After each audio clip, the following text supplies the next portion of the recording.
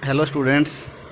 हमने second chapter start कर रखा है जिसमें हम अभी साइबर एथिक्स, क्राइम्स, सेफ्टी के बारे में पढ़ रहे हैं। लास्ट क्लास में हमने फ़िशिंग के बारे में पढ़ा था, फ़िशिंग और हैकर एंड क्रैकर्स के बारे में। आज हम स्पैमिंग पढ़ते हैं। स्पैमिंग स्पैमिंग क्या होती है, इसके बारे में मैं आपको पहले थोड़ा सा बताता हूँ शॉर्ट में। कि जैसे आपके फ़ोन में कई बार आप देखते हो कि कंपनियों के मैसेज आते हैं, आप जो कुछ अनवांटेड मैसेज आते हैं कि ये स्कीम ले लीजिए, ये स्कीम ले लीजिए। कंपनी के भी आते हैं, आपके और भी कंपनी के आते हैं। जैसे ऑनलाइन कंपनी है, उसमें आपने कभी परचेज की हो तो वहाँ से भी आते हैं, ये ऑफ़र है, ये ऑफ़र है। आप उनको नहीं चाहते फिर भी आते हैं। तो ये सारे जो प्रमोशन मैसेज होते हैं इन्हें स्पैम बोलते हैं। जैसे फ़ोन पे आए तो इन्हें मैसेज बोलते हैं, और अगर ऐसी ईमेल आए, ईमेल पे आपके प्रमोशन के लिए, तो उसे ईमेल बोलते हैं, स्पैम ईमेल। तो ये है स्पैम ईमेल। तब हम पढ़ते हैं चैप्टर में। Spam is the practice of sending unwanted emails और message to a large number of people who otherwise do not want to receive these message. Spam है ना प्रैक्टिस। स्पैम कैसा काम है कि सेंडिंग अनवांटेड ईमेल और message, आपको unwanted email और मैसेज भेजना लार्ज नंबर ऑफ पीपल, ये बहुत लोगों को भेजते हैं क्योंकि उनको अपनी ऐड करनी है तो बहुत लोगों को भेजते हैं। और जो उनको भेजते हैं otherwise do not want to receive this message, जो इनको रिसीव नहीं करना चाहते, ऐसे बहुत लोग होते हैं जो इनको रिसीव नहीं करना चाहते फिर भी उनको आते हैं। तो ये सब स्पैम होता है, ये स्पैम बोलते हैं। The most common form of spam is unwanted electronic junks mail in which a single message is send to multiple individual users using their direct mail addresses. अब जैसे आजकल तो फ़ोन में भी भेज सकते हैं, पर मेल में और भी आसान होता है फ़ोन से। उसमें आप जितने यूज़र्स का टू एड्रेस में डालोगे, उनको एक ही क्लिक में आप सबको साथ में एक ही मेल भेज सकते हो। तो सबसे मोस्ट कॉमन रूप अनवांटेड इलेक्ट्रॉनिक मेल है, जो एक सिंगल क्लिक से बहुत सारे यूज़र्स को जा सकती है सीधा उनके मेल एड्रेस पे। In this mails services and products are promoted by various companies. अब इन मेल्स में और मैसेज में क्या होता है तो आपको पता ही है कि सर्विस और प्रोडक्ट्स जो वो बेच रही हैं कंपनी, वो उनको प्रमोट करती हैं। Most of time these are annoying but harmless. मतलब ज़्यादातर ये होती है ना, ये जो मेल और मैसेज, ये तंग तो करते हैं, बंदा परेशान होता है इनसे, पर ये हार्मलेस, नुकसान नहीं करती।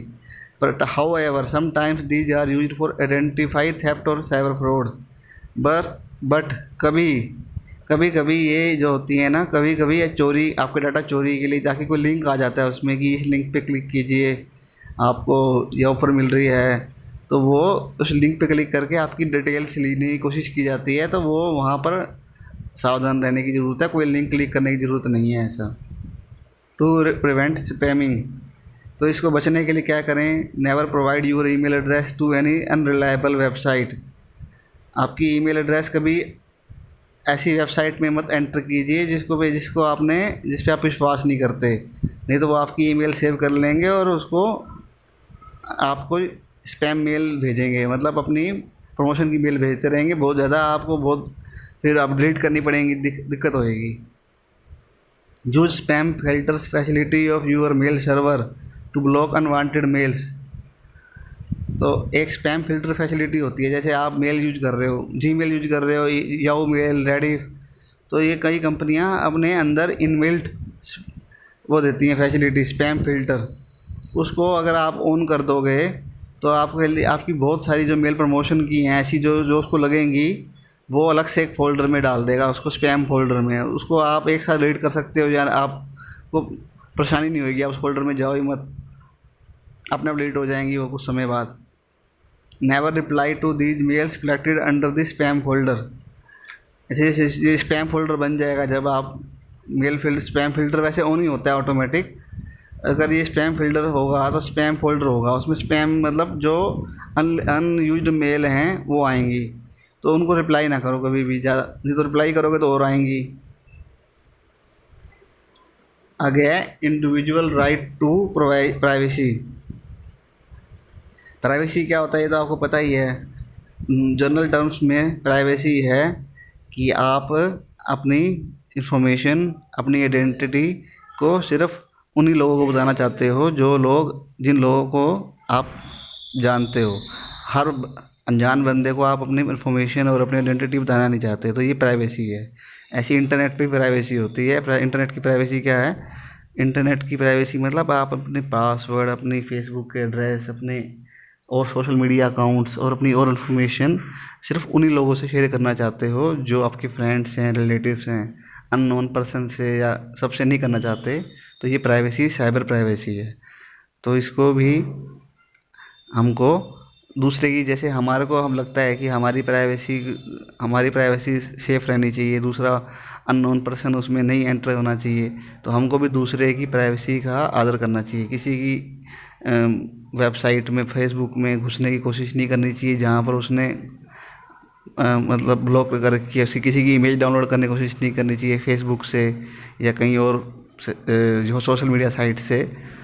तो उसकी प्राइवेसी भी आपको वो करनी चाहिए। तो ये है, privacy deals with the rights of an individual to keep his personal information secret from others and disclose only the selective one. ये प्राइवेसी का मतलब है जो राइट है आपका एक इंडिविजुअल का, कि keep his personal information secret from others, अपनी पर्सनल इंफॉर्मेशन को सीक्रेट रखना अदर्स से, और disclose only the selective one, और उन्हीं के सामने प्रकट करना जो सिलेक्टिव है, जिनको सिलेक्ट कर रखा है उसने, जिनको वो दिखाना चाहता है।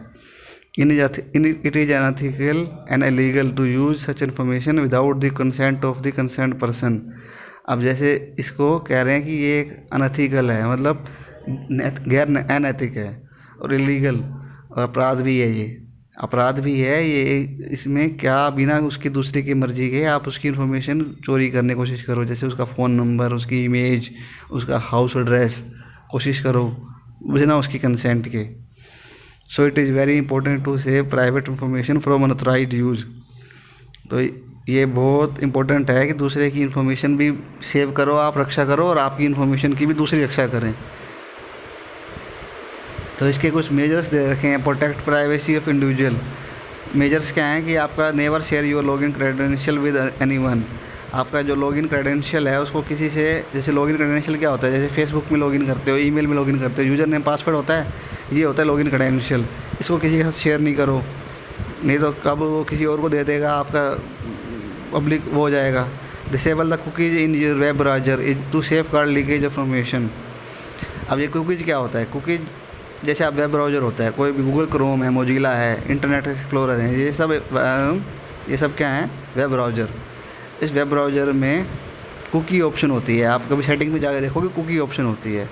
ये कुकी क्या होती हैं? आप जैसे कभी कोई ईमेल खोल रहे हो, तो या कोई भी जहाँ पर आप फेसबुक खोल रहे हो, आपने यूज़र नेम पासवर्ड एंटर किया, तो उसमें आपने लॉगिन पे क्लिक किया, फिर एक ऑप्शन आ जाती है वेब ब्राउज़र पे कि इस यूज़र नेम पासवर्ड को सेव किया जाए। सेव कर लिया जाए तो आप अगर उसको येस कर देते हो तो वो यूज़र नेम पासवर्ड सेव कहाँ होता है? आपके लोकल कंप्यूटर में ही कुकी के रूप में वेब ब्राउज़र सेव कर देता है। तो वो जो लोकल कंप्यूटर में आपका ये सेव हो गया ना यूज़र नेम पासवर्ड, ये एक प्रकार से आपके मतलब वेब ब्राउज़र से लिंक हो गया। तो अब कोई और साइट, कोई भी साइट जो हैकिंग वाली साइट है, वो आपकी कुकीज़ को पढ़ के आपका यूज़र नेम पासवर्ड जान सकती है। तो थोड़ा सा इसमें सेफ्टी केयरफुलनेस रखने की ज़रूरत है। जो साइट्स आपको लगें रिलायबल हैं उनकी आप यस कर सकते हो, जो अनरिलायबल साइट्स हैं उनमें आप कभी यस नहीं करो। Never keep sensitive information unprotected in your system, rather delete it और if it is no more needed. जो सेंसिटिव इंफॉर्मेशन है किसी आपके सिस्टम में पड़ी है, जैसे कुछ भी सेंसिटिव मतलब जो आप दूसरे को दिखाना नहीं चाहते सेंसिटिव इंफॉर्मेशन, उसको आप यूज करने के बाद डिलीट कर दो अगर आपको आगे नहीं चाहिए तो। ये अपनी प्राइवेसी बचाने के लिए ये चीज़ें हैं। आगे है सॉफ्टवेयर पेराइसी। अब सॉफ्टवेयर पेराइसी क्या होता है मैं आपको बताता हूँ। शॉर्ट में पहले किसी कंपनी ने सॉफ्टवेयर बनाया, MS ऑफिस विंडो बनाई, MS ऑफिस बनाया।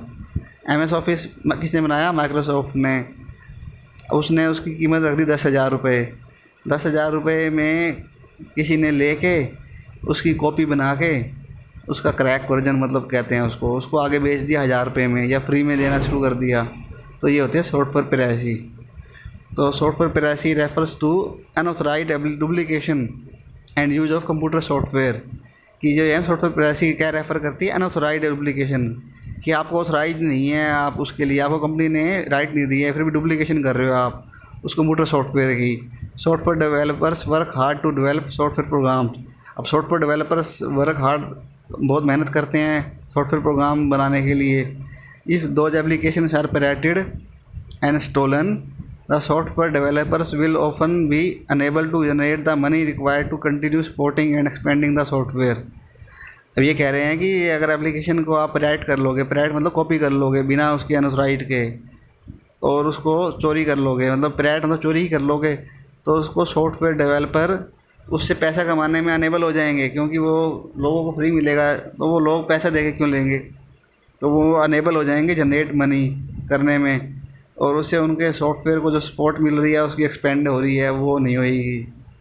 तो इसको बचने, सॉफ्टवेयर पिरासी से बचने के लिए क्या करना है, never download unauthorized copy of software from the internet. Unauthorized copy software की डाउनलोड नहीं करनी चाहिए इंटरनेट से।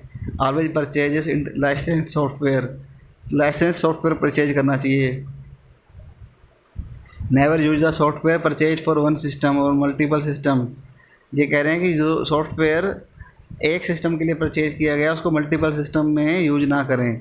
वैसे इसका तो कोई ऐसा कुछ नहीं है, क्योंकि ये मल्टीपल सिस्टम में होता ही नहीं है, जो एक बार की होती है वो एक सिस्टम में डलती है। Never use pirated CD of movies और म्यूजिक। जो CD आती हैं मूवी की और म्यूजिक की, उनकी pirated यूज ना करो। ये सब नियम आप फॉलो करोगे तो ये बचोगे। ठीक है, आज आप इतना पढ़ो, आगे कल पढ़ेंगे।